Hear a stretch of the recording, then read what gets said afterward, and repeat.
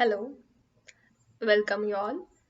Today we are going to focus on waterproofing in buildings. Okay, we all know that waterproofing is a process which is usually designed for not allowing water to seep inside the building or penetrate in the building through any form or from any part of the building.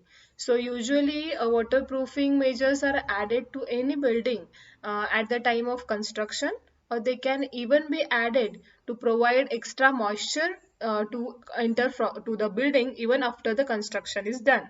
That comes under the maintenance part.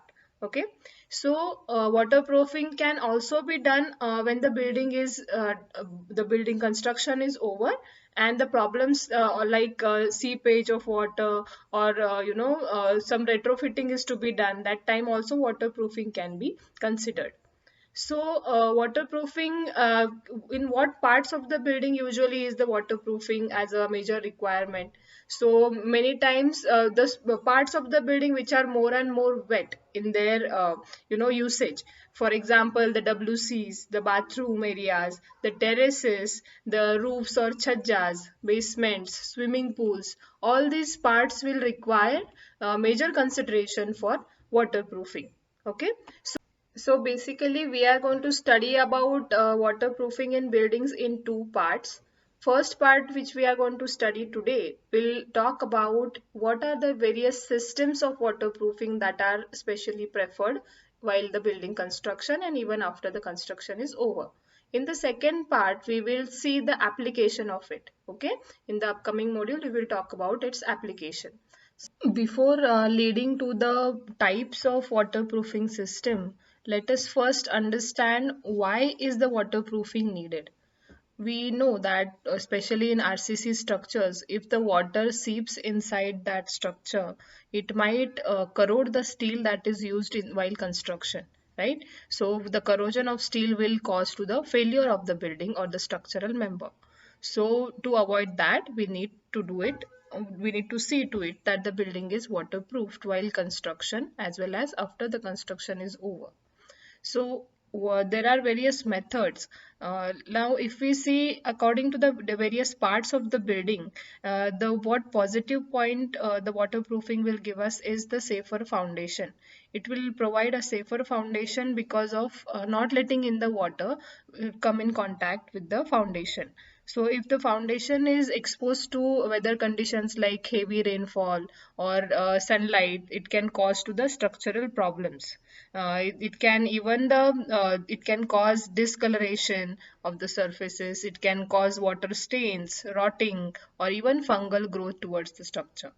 So if we provide a proper waterproofing system, then it will create a healthier environment inside the building, which will avoid the humidity, extra moisture in the building. And also it will eliminate the insect growth that can happen otherwise. Okay, so for our better understanding, let us try and know the classification. How can we classify the different types of waterproofing?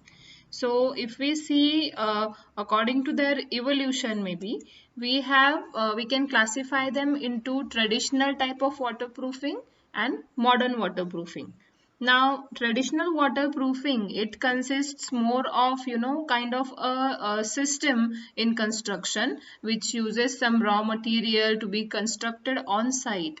So in traditional waterproofing, we have a mud Phuska kind of waterproofing. Then we have brick Bat Coba, we have lime Surki method, and also box type of waterproofing.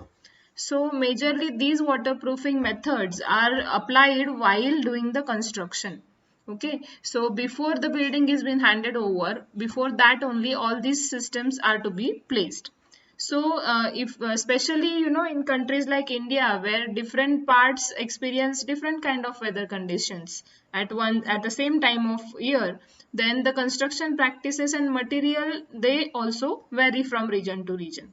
So these traditional type of waterproofing methods, like I mentioned, they are used to suit the different weather conditions. So the building materials, their affordability and durability is also to be considered while selecting which type of waterproofing is to be used. So if we see commonly till date, brick Bat Coba and the box type of waterproofing are still used to date. Okay, so majorly they are used for bathroom, WCs and terraces majorly, the roof, and box type waterproofing is used for basements or swimming pools, whatever structures we have underground, that time box type of waterproofing is preferred. Then further we have modern waterproofing. So in the modern waterproofing systems, these are majorly the ones which use kind of layer or kind of membranes are used to avoid the water seepage. So these can be also applied while construction, but majorly these are more and more of a remedial kind of methods for waterproofing. So in modern waterproofing, we have cementitious waterproofing, we have liquid waterproofing membrane, then we have bituminous coating waterproofing, then there is bituminous membrane waterproofing and polyurethane liquid membrane. This type of waterproofings are there in modern waterproofing. So if we see is majorly these modern waterproofing system, they use modern materials like for liquid waterproofing membrane, then cementitious material, polyurethane liquid membrane. So all these are latest technologies that we can talk about. So in each type, if we see, especially in the let us talk about the cementitious waterproofing. So this waterproofing is easiest way of doing it. It is readily available material from the suppliers of masonry products. So these materials are easy to mix and to be applied. So you need not have a very skilled labor for this as compared to other construction systems. So the application is done usually using brushes like paint brush is applied. Similar way, this is applied on the surface. Obviously first we need to have the surface very clean, properly cleaned and dry and crack proof. And then if there are any cracks, they are to be first filled with the cementitious material.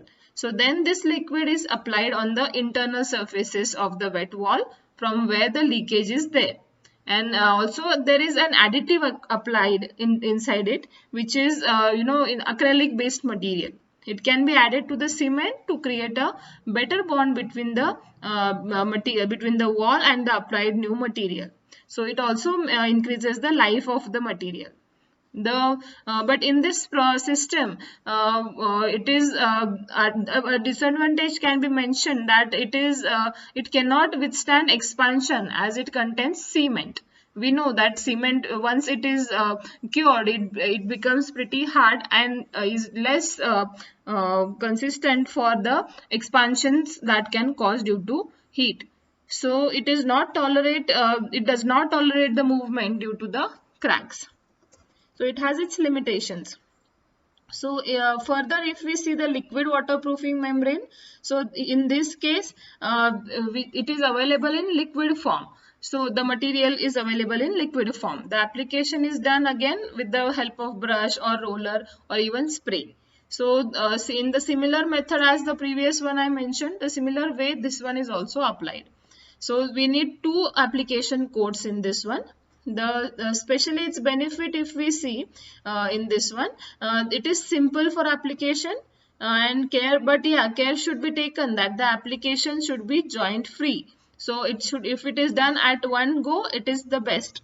Then if the area is larger and the application is not completed in a single day, then the next day the application should start with overlap of the previous day's work.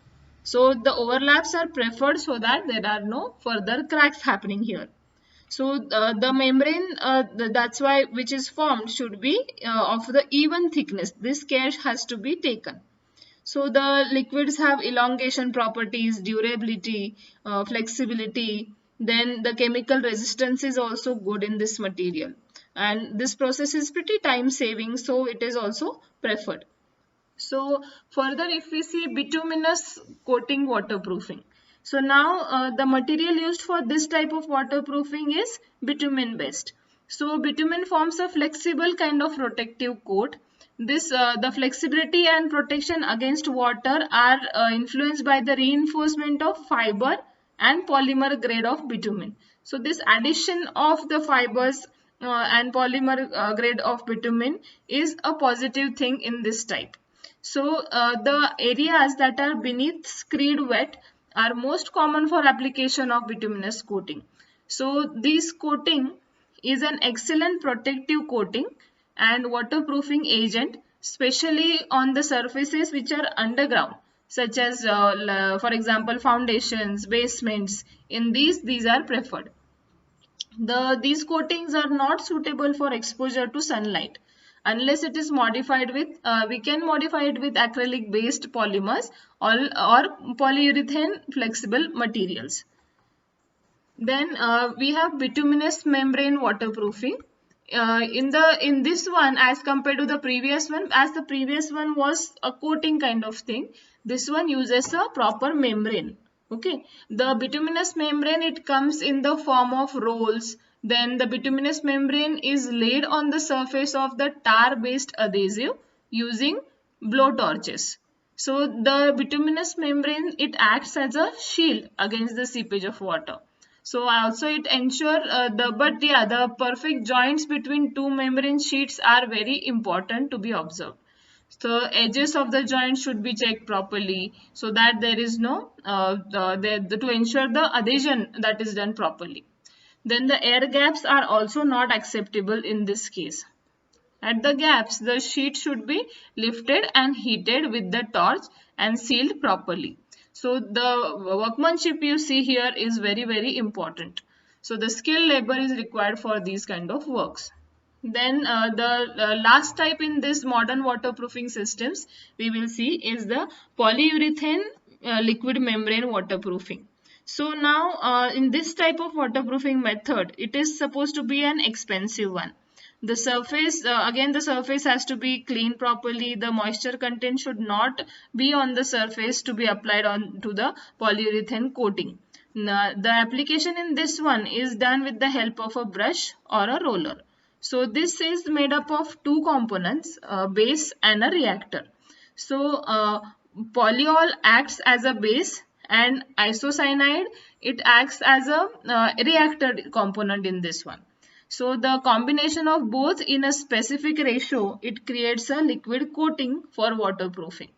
So polyurethane is a popular choice due to its easy installation. The application, it requires comparatively less skill and supervision. So these are the basic criteria on which the classification is done. Further upcoming modules, we will learn about how the application of each one is done and in which building parts it is done to study it further. So today we will focus on these. So let us now go to the book part of the same and try to read it in detail. Thank you.